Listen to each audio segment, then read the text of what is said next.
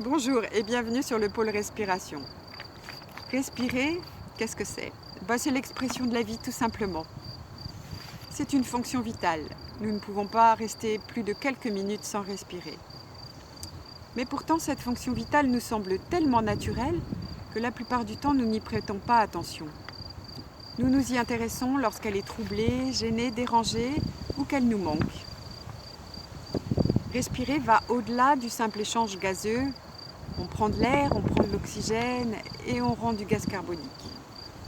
C'est en lien avec le mouvement, avec les émotions, avec le mental, avec la psyché, expression de l'inconscient et du conscient, avec la vie tout simplement, et aussi tout ce qui influence cette vie. Donc nous sommes influencés dans notre respiration par nos modes de vie, notre histoire, notre éducation.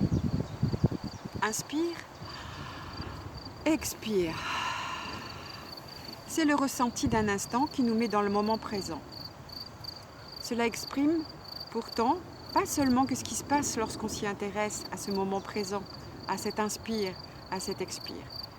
Ça vient aussi de toute notre histoire, de tout ce qu'on a emmagasiné dans nos mémoires, physiques, psychiques, émotionnelles. Ça nous ouvre donc, quand on s'y intéresse, des perspectives inattendues. Accueillir le travail du souffle, s'intéresser à sa respiration, voir ce qui se passe quand on s'y intéresse, c'est un chemin de vie.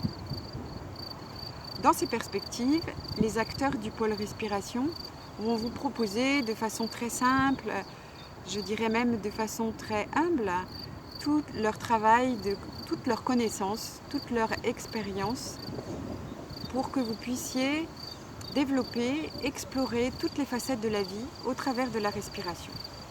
Alors pour ce faire, nous vous proposons plusieurs thématiques, plusieurs rubriques.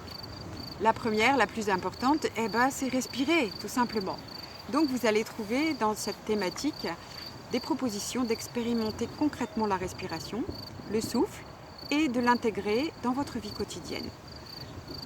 Donc ça va avoir trait au yoga, à la respiration consciente, au tai chi, au qigong, à la cohérence cardiaque et aussi tout ce qui peut vous emporter vers le mouvement, donc l'activité physique, le souffle dans l'activité physique, le sport, aussi le chant et la communication. La deuxième thématique, c'est comprendre comment ça marche. Donc du plus grand, l'anatomie, la physiologie, au plus petit, la respiration cellulaire, les échanges gazeux ou les échanges chimiques dans la cellule, la circulation de l'énergie.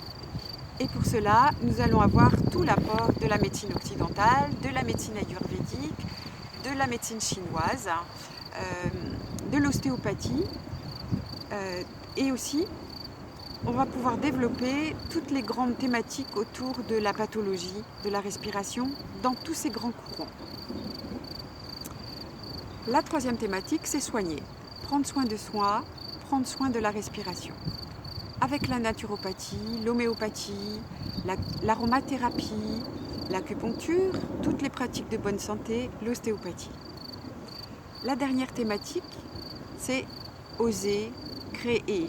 Ce sont des pistes de réflexion et d'expérimentation autour des liens entre respiration, émotion, psyché, créativité, qu'elle soit artistique ou intellectuelle.